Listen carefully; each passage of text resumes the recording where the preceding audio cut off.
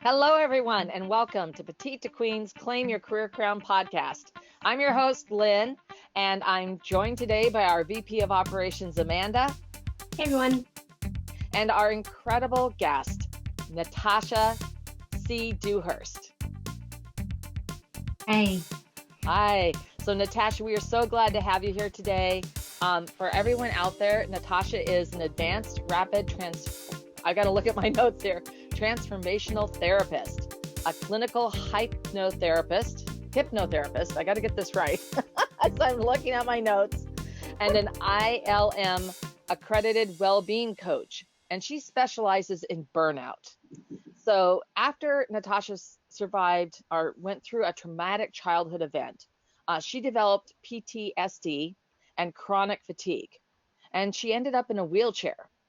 But after healing herself, then Natasha now pays it forward and helps other women overcome faulty childhood beliefs and burnout and instead reclaim their lives. Wow, that's so important, such incredible work.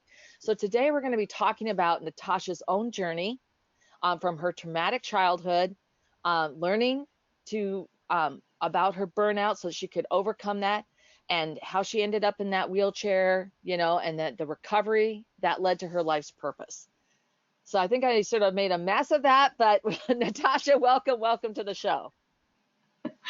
Thank you, Lynn. Thank you, Amanda, for having me. It's great to be here. Well, yeah, go ahead. It's such an important time at the moment, right? I think as women who have many roles in our lives and we wear different masks in the different roles, we're always quite vulnerable to burnout. But at the moment, with the challenges that we're going through with COVID, we're stepping up, we're doing more, we've got perhaps children that are homeschooling and we're suddenly a teacher while running our business. We may have lost our jobs and be kind of frantically worrying about what to do next and looking and searching. And we might be in a job where we're really having to work extra hours to kind of cover the capacity of people being split into different shifts or being off sick. So at the moment, it's just such a challenging time. So anything we can do to kind of support women out there that are struggling at the moment is just wonderful. So thank you for having me on. No, and you're absolutely right. And this is something that women always take on a lot more. I mean, it's sort of like that whole we can do it all. And, it's really easy to become overwhelmed and then leading to burnout. And all the health conditions that can arise out of it. So this is a really great conversation that we're going to be having. And for all of our listeners out there, if you are joining us for the first time, make sure you don't miss a single episode by subscribing to Claim Your Career Crown wherever you get your podcasts. And while you're there, share the love and click all 5 stars. All right, Amanda, Natasha, let's get started. So Natasha, you've been so candid about having a traumatic childhood. Can you tell us more, whatever you're comfortable, about that experience and how that led you to a lack of self-trust, burnout, and a weakened immune system? Absolutely. So, I'm always very kind of comfortable sharing my story because I know that in my own recovery, it's hearing other people's story that enables you sometimes to put words to your experiences that you don't know how to describe to other people. And I think there's always that bit of shame or embarrassment because you feel like you're the only one. And of course, podcasts like this are wonderful because then we realize actually everybody has had something that they've been challenged by, had to live with. And it's incredible the impact, the lifelong impact that it has on you. And I really, truly believe that this isn't spoken about enough. Yeah. So in my situation, I grew up, I was born and then I was fostered straight away. I was born to an unmarried mother who was only 19, and my grandparents were very successful and they were absolutely mortified with the pregnancy. So I was fostered straight away, taken away from my mother. And she decided that wasn't the end of the story, worked really hard, got me back after about 8 months, and we reconnected. But she was really missing some kind of basic skills, and it was a learning process for her with me. And so along the way, there were, the kind of predators that look out for women like that, who aren't that confident, who are just trying their best. And so there was a lot of stories of kind of neglect and abuse through my childhood. And I think the important thing about that, and that happens to so many of us, is when you are in a situation where, life isn't safe, and you have to kind of make yourself small and try and kind of stay hidden to try and keep safe. Or, as in was in my case, when my stepfather used to abuse my mum, I used to jump in the way at 6 years old, and I knew that it was wrong, that he was hurting her and she needed protection. So these experiences basically turned on my fight and flight.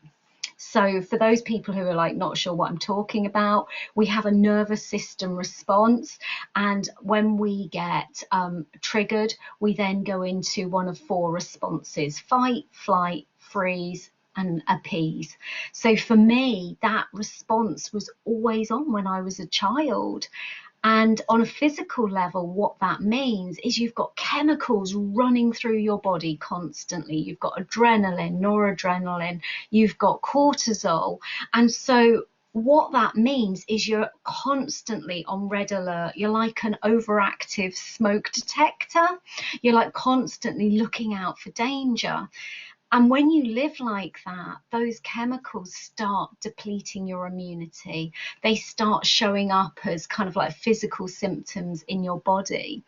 And possibly the saddest thing, Lynn, is you start losing trust in your body, right? Because your body's reacting in this way and you don't know how to process that. You're just a child. You don't know how to deal with life being scary and people being dangerous. You don't know how to deal with your body. So what happens is you lose all kind of trust in your own decision making, and your power disappears. And you learn, as I did, that actually it was quite dangerous to have an opinion. It was dangerous to say no, because that would be provocation for more kind of abuse. So for me, I spent many, many years in this state, and my story was quite a positive one because I did have the influence of my grandparents, and my mother was a lovely woman. She just was lacking the skills. And so I, at a young age, realized I could change my life around. So I worked really hard. I left the town that I lived in. I went away. I went to university. I got married. And, you'd think, great, that's the end of it. But of course it's not. Because what happens is we carry with us the stories. So we all, as women, we all have these stories, right? Our stories are life isn't safe, or men aren't safe, because I've had this experience, right, as a young girl, that every man that came into my mother's life was abusive because they were predators and they preyed on her. And so as an adult, then I'm looking at the world through these glasses of life isn't safe, men aren't safe, and you adapt who you are to try and stay safe. And you don't realize that you're living your life looking through these story glasses. You think you're just getting on as normal. And it's only when, you keep getting triggered by situations, and then you look around and you think, hang on, nobody else is getting triggered here. Why am I reacting to the way this guy's just said something, his tone of voice, the way he's looked at me? And again, the cortisol, the adrenaline starts running, and you just end up being incredibly depleted. So for me, the burnout came much later. I'd got married. I had two beautiful children, both with additional needs. And what I found is I was working, I was managing my children. It's a common story, lots of women are in this situation today. And I felt like so grateful that I had this job. I had a really high profile career that I loved, because my coping mechanism for the abuse that I'd faced was to be perfect. So if I'm perfect in my job, if I'm really good, if I really push myself, nobody will see this damaged, broken child that's beneath the surface, who's terrified and whose body just kind of keeps triggering her and she doesn't know why. So my mask was this perfectionist mask. So I was so grateful I had this high profile career, had these beautiful children, and had a bit of a disengaged husband. So I was like superwoman at work, I was superwoman at home, but what I didn't realize is I wasn't superhuman and that it would all catch up with me. And that's where the burnout began for me. Wow. Wow. That really is a horrible traumatic childhood. And yet you still came out of that in so many positive ways. But then it led you to that point. Wow. Hmm. Yeah, exactly. So, carrying on with your story, how did this lead to being in a wheelchair? What was that experience like for you? Oh, it was probably the worst time of my life, Amanda. So, literally, what happened, and again, I say this because if there's anybody out there and they're in this situation, don't do it. I had an event. I had a cold or flu, some kind of virus, because I had this weakened immune system. So I was the one in the office. Anyone came in ill, I picked up everything. And I had flu and I had a big event that I was running. And I knew that I was too ill to do it, but I had no choice in my mind. I couldn't possibly call in sick. I couldn't possibly give it to somebody else because I needed to be perfect. So my insecurities, my stories were pushing me to show up in ways that weren't healthy for me. So I ran the event and then I had a christening about a 3 hour drive away. And again, there was no way I could ring up and say, I've got flu, I'm sick, I can't come, because I just didn't have a voice. I didn't have the confidence. And so I went and I got there and I pretty much collapsed. And I'm not sure how I got home from that christening, but I did. I went to bed and I didn't get out again. My body physically stopped. It Wow. absolutely stopped. And even sitting up and brushing my hair was a challenge. Even having a shower was a challenge. And it was a really bleak time because I had two young children. And I just kind of at this point was like, oh my goodness, what if I can never run with my children? What if I can never take them to the play park? What if I can't do those things and show up for them? And I was just heartbroken because I'd had warnings and I knew that I'd ignored them. I used to get this really red kind of face and I used to get really hot and I'd just push through because that's what I did. I used to get these really horrible headaches and I'd just push through because that's what I did. I'd get sick and I couldn't allow myself to be sick. So I'd be like, really not well. And I'd be like, no, I'm fine. I can keep doing this piece of work. I'll get that report in on time. And I never gave myself that grace and space to, for self-care. So for me, I was really, really ill. And I got to the point that, the doctors were saying we need to do a brain scan because these headaches, they might be a tumour, they could be this, they could be that. And it was terrifying. And after about 8 months of investigations, they said, we think you've got chronic fatigue. So it's a diagnosis by default. When they've ruled everything else out, that's what's left. And so I went on all these courses, and we call it here grading and pacing. So you look at the activities, you decide whether they're like, easy, medium, or hard. And so talking to people would be a hard, maybe watching a TV program might be medium, just lying on the bed listening to some music might be an easy. And so you'd grade what you did, and then you'd also pace yourself. So you'd try and make things kind of like not too hard for yourself. And I did all of that. I was so committed to doing that. I'm a perfectionist at this point in my life, so I'm going to do it really well. And it made absolutely no difference. I started paying, for different therapies. I was desperate because that wasn't going to be the end of my story. So I did all these things. Nothing really worked until I started reading about the kind of mind-body connection. And at that point, a penny dropped.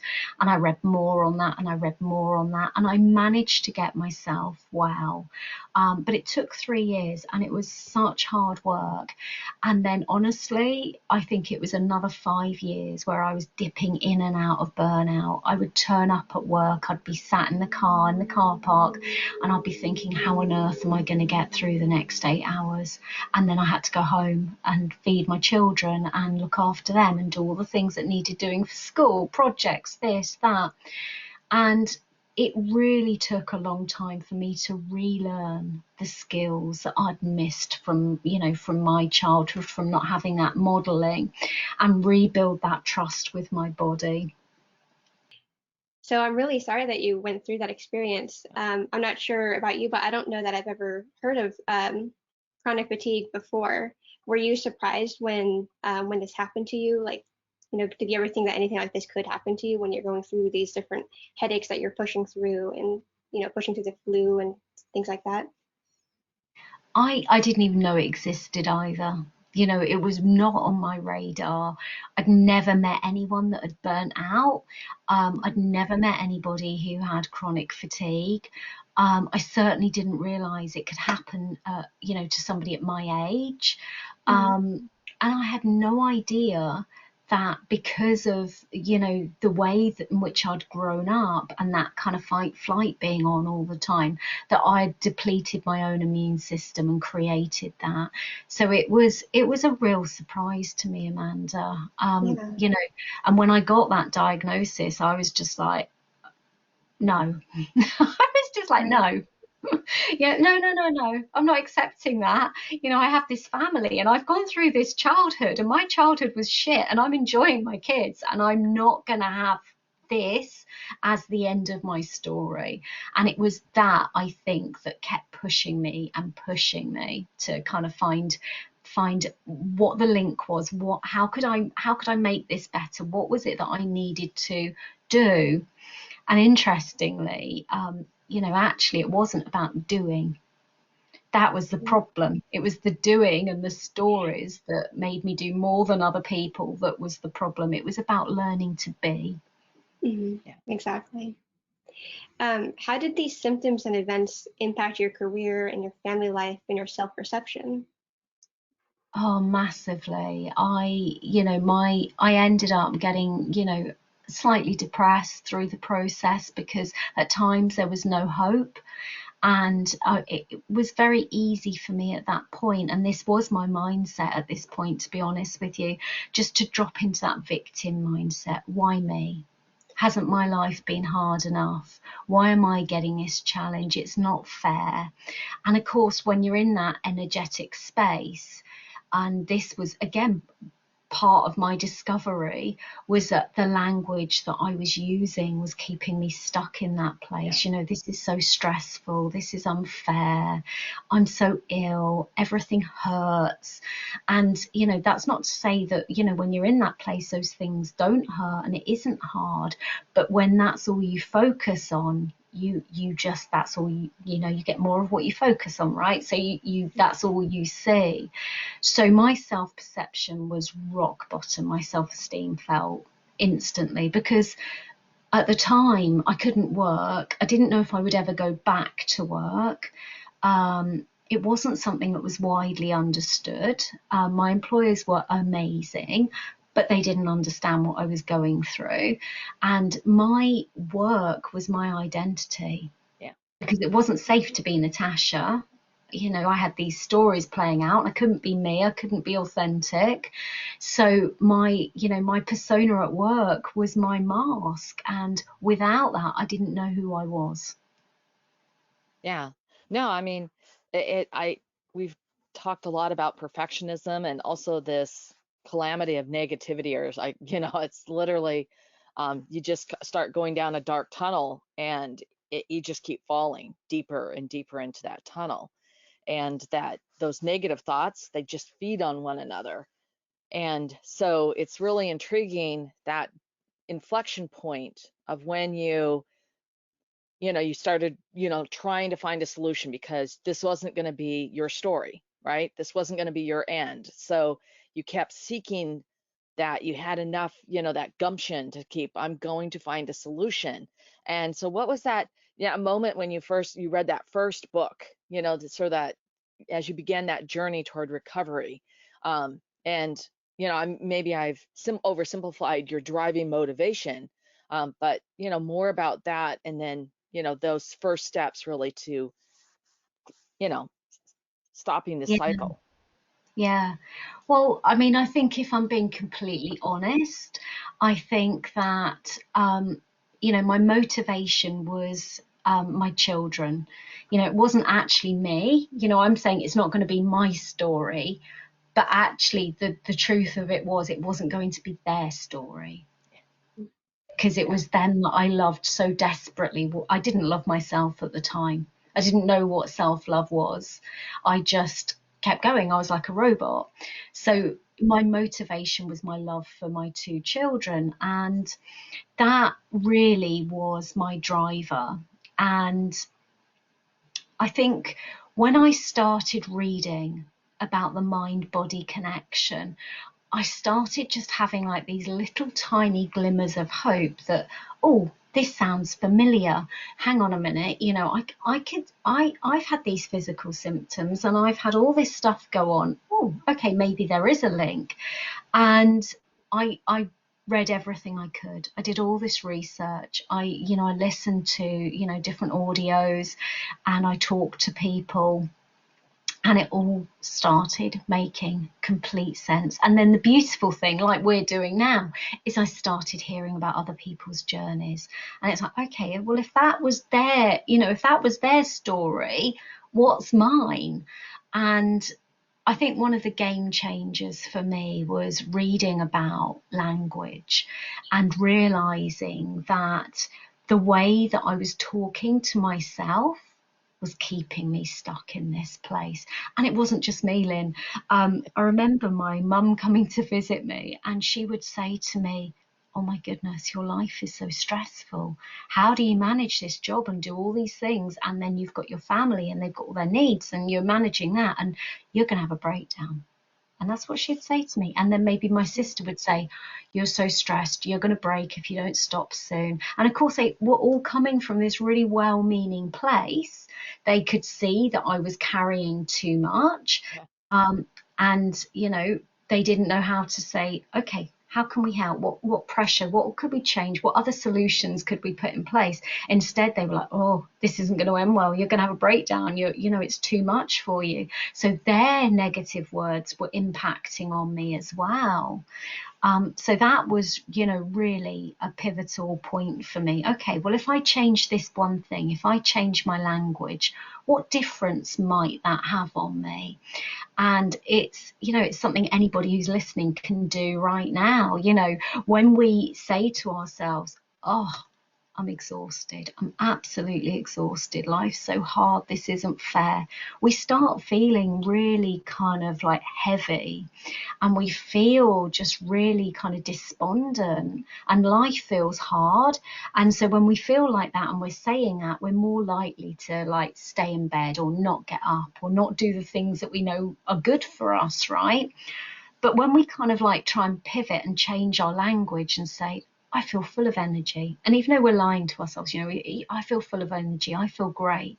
Then we start feeling that little spark of hope or optimism. And then we're more likely to go, well, you know what? I'm feeling okay, so I'm going to go and read that book, or I'm going to go and sit in the garden. And then when you take that action, that just adds to this kind of like upward spiral of positivity, because then you think, oh, I'm sat in the garden, look at me, I'm not in bed today, I'm feeling good about myself. And it was a journey that just went from that point and just developed further and further. Yeah. No, I mean, I'm just such a firm believer in what I call, affirmations, where you use that positive language. And I always like to share this, but one that I use every single morning is that there are so many things I get to do today. And it frames my whole Mm-hmm. day because I'm giving myself, I have the choice. I get to do these things. It's self-empowerment. And when I find myself feeling like, oh my gosh, there's so many things I have to do, I immediately correct my negative thought that was internal. And I say, there, I get to do these things, and it gives me that power. I have the power to choose. And when I feel like I didn't get as much done, I instead pivot to, these are all the things I accomplished today. That's amazing. This will need to move to tomorrow when I can be fresh and have more energy to address it. But it's like, it's absolutely that mindset. And if you catch yourself and you start paying attention to your mindset during, just day to day, start recording that, and you see these negative thoughts. I have a piece on LinkedIn about how to create an affirmation, and to, really pick only 3 at a time, things that you want to work on and you want to change, and then change whatever that is. So for me, it was that instead of saying I have so much to do today, I changed that to, I have so many things I get to do today. And I still say that out loud every morning as soon as I wake up, and it frames my whole day. The other affirmations I go through because they start to change my thought pattern, and then I don't need them anymore. So, because it takes about 20 days or so to change a habit. But there's ways that we can do that ourselves. And just remember, you eat a meal one bite at a time. So just take a piece. And if you keep taking those pieces, it's going to make it better.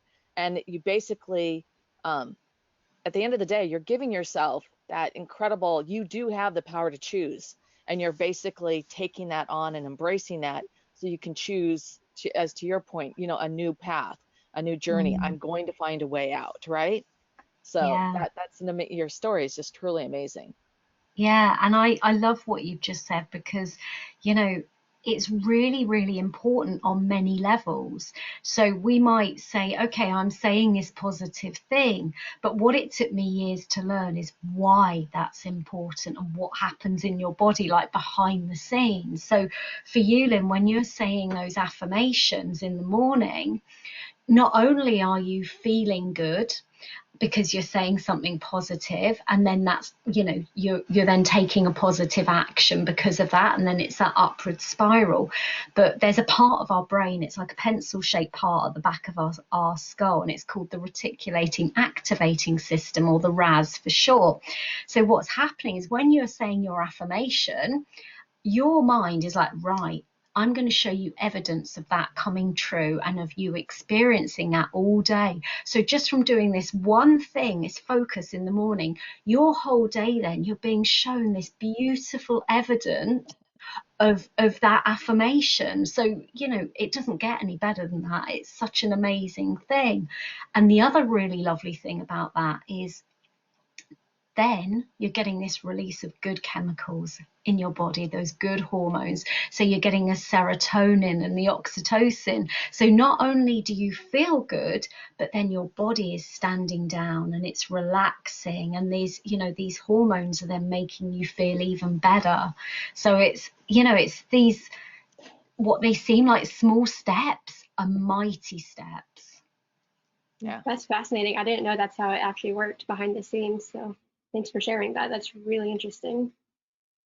You're So welcome. It's taken me years to learn, but now that I have, I'm kind of like, I just want to share with everybody, right? Yeah. These are the things you can do. yeah, absolutely. So Natasha, your experiences are parallel to what many other women experience. Why are so many women specifically burnt out? There's a number of reasons, and I think, the key, the number one reason is the amount of different roles we have as women. We're a daughter, we can be a mother, we're a sister, we can be an aunt, we're a worker, we are a carer. We have all of these different roles, and we grow up in a society where we are often conditioned to be valued by what we do and who we do it for. So, the more roles that we have, we're rewarded and we're told, especially when we're younger, you're a good girl, you're doing so well, I love what you do. not who you are. I love what you do, and I love what you do for me. So women grow up with this conditioning, right? So we're bringing these past stories into our adult lives and into our present time. So if we've grown up with parents that have show us love when we achieve, we become high achievers because that's the only way we know how to get love. And so there's many different kind of conditioning patterns that come from our childhoods. That's just one of them, the kind of perfectionism, high achiever. But going back to your question, Amanda, the biggest cause I think of burnout for women is the amount of roles that we then carry, and then the expectations we place upon ourselves in delivering on those roles. And we find it really hard to put boundaries in place, to say no when actually this is just a bit much at the moment for me and my family. We feel that if we say no, that actually we're not being helpful, or we're being mean. Or we may have grown up in a family where people didn't say no, so if you did say no, that was seen as very negative, and we didn't learn ways to kind of say to people, I'd love to help you today, but I really can't. How about next week? And then next week, that issue isn't burning for them, and maybe they don't need you. Or if they do, next week you can carve out a chunk of time where it works for you. So the expectations, the roles, and then we've got this, I think, added area that adds to burnout, which is not living in alignment with who we are. So we're conditioned to be, the good girl, the quiet girl, the girl that's not too much, and all these kind of stereotypes that get layered on us. But we also end up, in our different roles, say we're caring and we're a parent, we end up kind of taking jobs or work that doesn't set us alight. We can be in that situation where we're like, well, I have this skill and I'm good at this job, and I'm not knocking, let's use accountancy as an example. It's a great career, and some people absolutely love numbers and it's perfect for them and it's their passion. But some people might get dragged into a career just because it was something that they can do.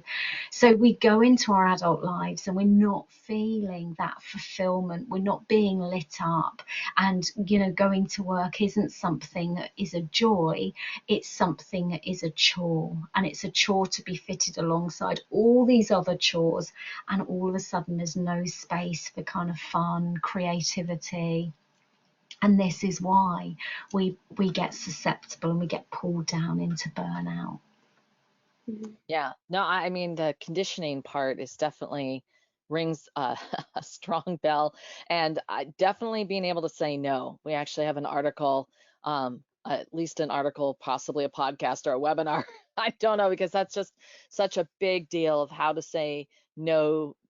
First of all, how to have the gumption to say no, but also to do it graciously, Yeah. and with kindness. But you can, but firmly, you can absolutely, and it is important to, sort of recognize your bandwidth and then work within those parameters. And then sometimes saying yes is really important. So then you have to look at, okay, so where can I say no in a different part so that I can say yes here, right? And Yeah. that Yeah. balancing act. And this has really been an amazing conversation. But I want to sort of go now to that last part, of moving forward in your own career, of how did you get into helping other women to overcome their troubled childhoods, burnout, and other situations similar to the kinds of experiences that you've had. And, really, I mean, how does that,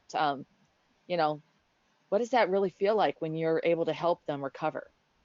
Oh, amazing. Um, So, the back shot of this is really, I had 25 years supporting social enterprises, small businesses, and often I was drawn to kind of supporting women in those roles. And over the years in England, we had a lot of funding cut. And what we were finding is it was mostly health projects that had money. So I was getting more and more involved in the health field. And then after my experience with burnout, I was getting really interested in women's health, because I could see, women were just working so hard. And that's not saying men don't, because of course men do, but I was curious about the women and how they were coping. And so I decided, do you know what? I just want to help women who have been in my situation and help them move forward. Because, you know, sometimes it's not as easy as kind of putting boundaries in place or being who you are and being authentic or saying no.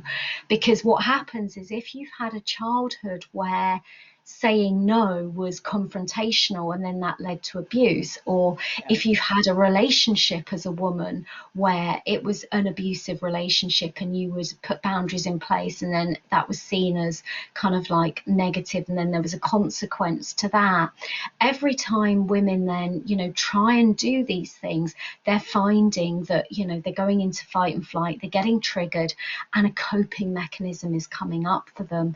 So I was watching women like then, you know, over drinking, overeating, spending money, hiding, you know, having these coping mechanisms where, you know, life suddenly became a lot harder, because the coping mechanisms at first was a bit of self-soothing, just helping you to get through a situation. But then pretty quickly that was flipping and that was in control of the women. And so for me, you know, I was like, okay, what's the missing link here? And in my belief and my experience with my clients, it's about the subconscious mind. So very quickly, for anybody that's listening, you know, we have our conscious mind, which is 5% of our mind. We have our subconscious, which is 95%. So our beliefs, our behaviors, our intuition, our emotions, all of that is held in our subconscious. Our logical, rational mind is the conscious mind. So I'd see these women time and time again trying to put boundaries in place, trying to say no, trying to be authentic and working really hard, but then they'd just fall back into that self-sabotage, right? And they didn't know why. And I just was so delighted to be able to apply that, you know, what I'd learned through the burnout, to helping them break these subconscious stories that were keeping them stuck. And it's, you know, it sounds like a, you know, oh, you're breaking a subconscious story. What does that mean? It's conversations like we're having, it's changing viewpoints. I sometimes use hypnosis, but it's not stage hypnosis. It's just, you know, putting somebody into a relaxed space, but you can equally do it in conversations where you're rewiring, you're changing those stories and using, you know, neuroplasticity, where the brain forms new thoughts, and we can do that up until the day that we die, right? So I was using those principles to help these women change, and they were able to then set boundaries, to say no, to step into their power, to trust themselves, you know, that they were right and that people would listen to them no matter what these negative kind of thoughts or beliefs had been created before. So that's, you know, that was my pull into this work and has been since. And you know, I work with hundreds of women around the world. We're all the same, we're all human. Yeah. We have the same set of challenges, and yet we grow up believing we're the only one that's broken, we're the only one that can't say no, we're the only one that can't set boundaries. So I say to everyone, if I can heal, you can definitely heal. And, you know, the key is just putting these foundational pieces in place and learning to be, you know, in ourselves, learning to step into our own power. You know, like you were saying earlier, Lynn, which is beautiful, you know, when you have your affirmations, you just feel so powerful and empowered in your day. And this is an extension of that. Well, that's wonderful. That's wonderful. And Natasha, thank you so much for sharing your story. I think Amanda and I have gotten, and our everyone who's tuning in has gotten so much out of this. You know, this journey from a traumatic childhood to burnout, being wheelchair bound, to recovery and finding your happiness. Wow. I mean, it's just inspirational.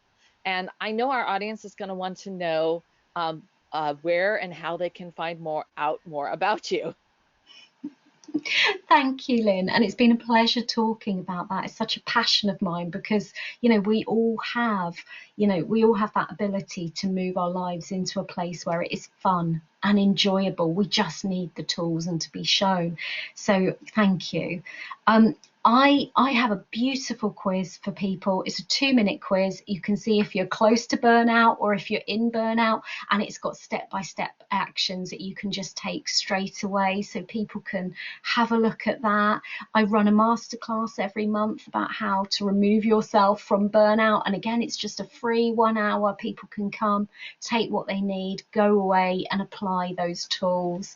And I have, all kinds of stuff on Instagram, so people can find me there. There's lots of freebies on there, different recordings, different workbooks, just tools just to get them out into the community. So wherever you are, there's something that's available for you. Yeah, and we'll make sure to include the links to the quiz in our show notes along with your website. So that makes it easy. We are one click away for everybody who's tuning in. And Natasha and Amanda, thank you so much for this really, as we phrased at the beginning, just critically, vitally important discussion. You're welcome. Thank you. Yeah. So for everyone out there, thank you for joining us today. We're thrilled to have you. If you have any ideas that you would like to share, you can leave us a comment down below in the comment section. If you would like to, we love hearing from you and hearing your thoughts. And of course, if you would like to suggest a topic for discussion, you can send us an email at jointheconversation@petitetoqueen.com. And of course, to stay up front and don't miss out on any of our incredible resources, the articles, everything we have to offer, you can sign up for our weekly Wisdoms newsletter at petitetoqueen.com. Okay, thank you. Thank you, Natasha. Thank you, Amanda. Bye, everyone.